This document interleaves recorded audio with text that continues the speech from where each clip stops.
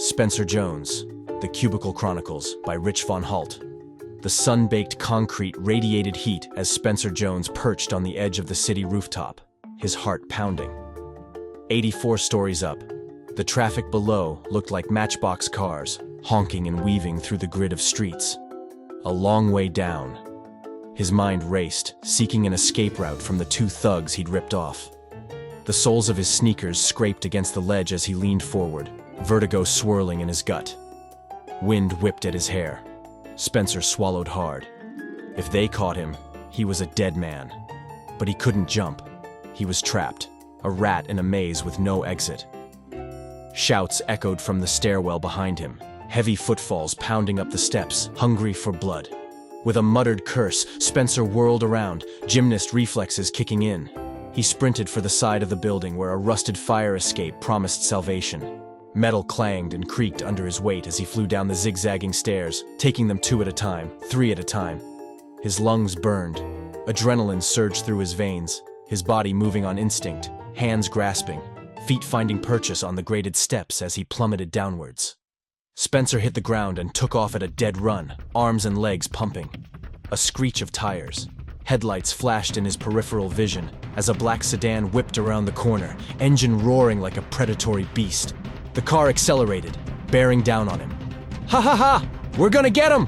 Hooligan 2 cackled from the passenger seat, his face split by a manic grin. "Come on! Come on! I'm on him! I'm on him!" growled Hooligan 1, hunched over the steering wheel. Determination hardened his features into a mask as he stepped on the gas. "Turn left! Turn left!" Hooligan 2 jabbed a finger at the windshield, eyes blazing with excitement. Spencer zagged into a narrow alley, breath sawing in and out. His worn sneakers slapped the pavement, sweat slicked his face, panic a living thing inside his chest. As he whipped his head back to gauge his pursuer's proximity, his toe caught on a crack. The world tilted crazily. Unable to break his fall, Spencer slammed into the asphalt face first, the impact knocking the wind from his lungs. Pain exploded through his skull. He struggled to rise, knowing this might be the end.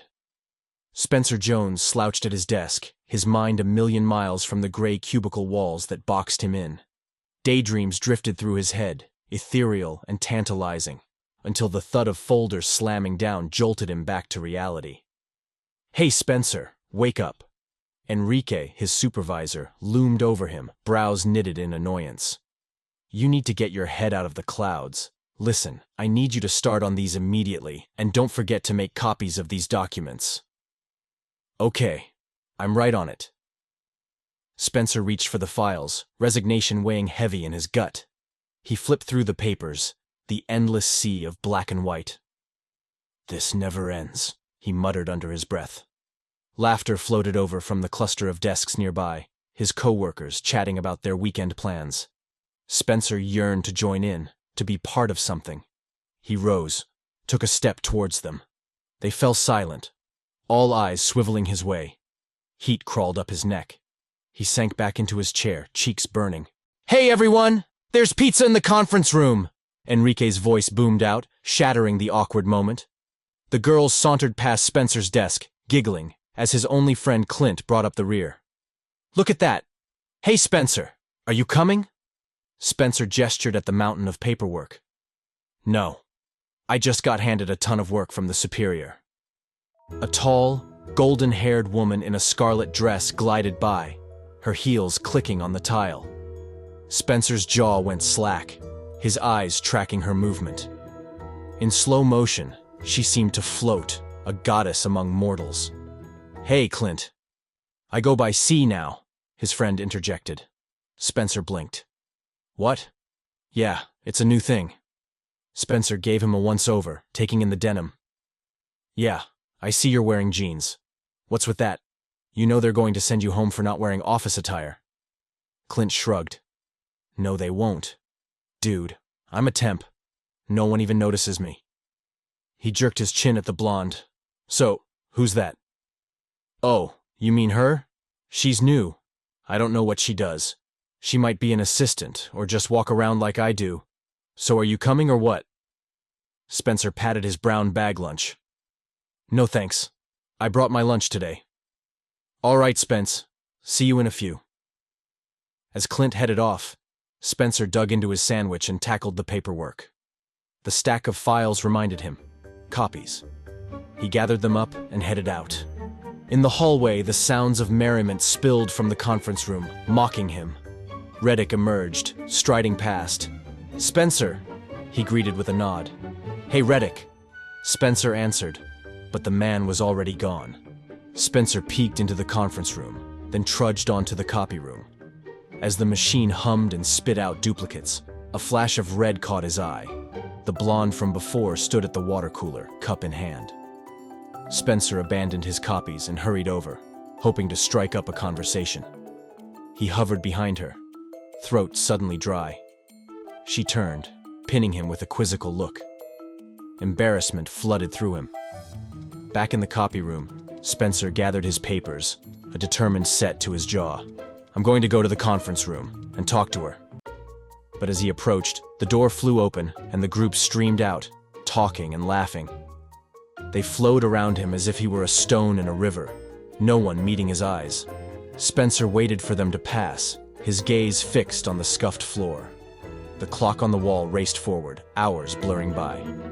6:30 p.m. Spencer sat alone in the sea of empty desks. With a sigh, he collected his things and headed out. Another day gone, and nothing changed. Spencer pushed through the exit door, trading the stark fluorescent lighting of the hallway for the pulsing kaleidoscopic glow of a nightclub. Music thrummed through his bones, the bass a living thing. Laughter and chatter entwined with the rhythm, rising and falling like ocean waves. He cut a striking figure in his black suit, white dress shirt crisp against his skin, matching tie a slash of purity. Eyes followed him as he wove through the throng of bodies, the heat of their gazes prickling his neck. It was ladies' night, and the club overflowed with feminine beauty, slender figures in slinky dresses, hair shimmering under the strobing lights. Spencer bellied up to the bar, leaning an elbow on the polished wood. "Dos equis in a chilled glass," he told the bartender, his voice low and smooth. The drink appeared before him, condensation beating on the surface. He took a sip, the alcohol a cool burn down his throat, and surveyed the room. In a shadowed corner booth, two men huddled together, mouths pressed close to ears, faces tight with secrecy.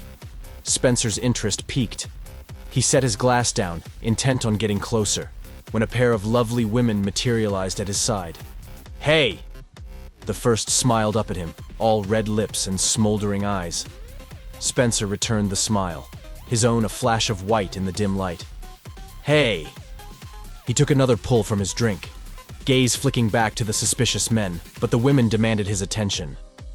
"We were watching you as you walked in," purred the first, trailing a finger down his lapel. "You seem very interesting." Spencer's smile widened, satisfaction curling in his gut. "Really?" The second leaned in, her perfume a heady cloud. "What's your name?" "Spence Jones." He tilted his head. "Jones with a Z." The women's laughter tinkled like shattered glass. They seized his arms, tugging him towards the dance floor. Spencer let himself be pulled into the gyrating mass of bodies, but his focus remained on the men in the corner. Lights flashed. Music pounded. Hands roamed over his body as he danced, his partners pressing close. One loosened his tie, the silk whispering free. The other pushed his jacket from his shoulders, fingernails grazing his neck. Spencer moved on instinct, hips swaying, but his mind whirred. The suspicious men rose from their seats and headed for a door at the back of the club. Spencer disentangled himself from the women, their protests lost in the din. He slipped through the crowd like a panther, all coiled grace and purpose. The door beckoned. Whatever those men were up to, Spencer intended to find out. He reached for the handle, ready to plunge headlong into the unknown. Spencer shouldered through the bathroom door, the harsh fluorescent light assaulting his eyes. He gripped the sink, knuckles whitening, and stared at his reflection in the mirror. Shadows haunted his face, etched into the lines around his mouth and eyes. He rummaged through the cabinets, seeking his face wash, his movements jerky with agitation. Finally, his fingers closed around the bottle. He lathered the cream across his skin, scrubbing hard, as if he could wash away more than just grime. Eyes squeezed shut, he fumbled for the faucet, cutting off the flow of water. His hand groped for the black washcloth, the rough fibers familiar against his palm. The cloth rasped over his face. As he pulled it away, the world shifted. Gone was the sterile bathroom. In its place, a dimly lit hotel room materialized. Spencer blinked, momentarily disoriented. Black paint smeared beneath his eyes, a dark mask. A black ski cap hugged his skull. His hands moved on their own accord, adjusting the scope on a sniper rifle with practiced efficiency. The crackle of a walkie-talkie shattered the silence. "Spence, come in." Spencer raised the device to his mouth. "Yeah, over. What is your status?" He peered through the scope, the crosshairs settling on a woman pacing in her room, oblivious to the danger. "Still standing, over. The subject is to be taken out. Understand?" The voice held no room for argument. The woman began to undress, heedless of the window's gaping maw. Spencer reached for his binoculars, pulse quickening. "Yes, sir, over." She stood now in nothing but scarlet lace, a splash of color in the monochrome world. Spencer's breath caught in his throat. "Get back to me when you're done. Over and out." But Spencer barely registered the words. His eyes glazed over, pupils blown wide, as if drunk on the sight before him. The scene dissolved, reforming into a tangle of sweat-slicked limbs on a bed. The woman in red arched beneath him, her skin glistening in the dawn light. "Wow, that was amazing, Spence," she panted, pushing damp hair from her face. Spencer rolled away, snagging a cigarette from the nightstand. He lit it with a practiced flick of his wrist, inhaling deeply. Smoke curled from his nostrils as he exhaled, a dragon savoring its hoard. Morning came too soon, the blare of the alarm clock shattering the reverie. Spencer's hand shot out, silencing it with a smack. His arm lingered, heavy with sleep, as he dragged it back across the rumpled sheets. Fingers delved beneath the pillow, seeking something. They brushed against a scrap of fabric, gossamer soft. Spencer's eyes flickered open. He lifted his head, bleary and confused. Slowly, he withdrew his hand, a splash of crimson clutched in his fist. Panties. The events of the night crashed over him in a wave, jumbled images of pleasure and sin. The red lace seemed to pulse against the colorless world, a mocking reminder of secrets that could unravel everything. Spencer squeezed his eyes shut again, wishing he could drift back into oblivion, but the day beckoned, impatient and unforgiving. With a groan, he leveraged himself upright, ready to face whatever fresh hell awaited him.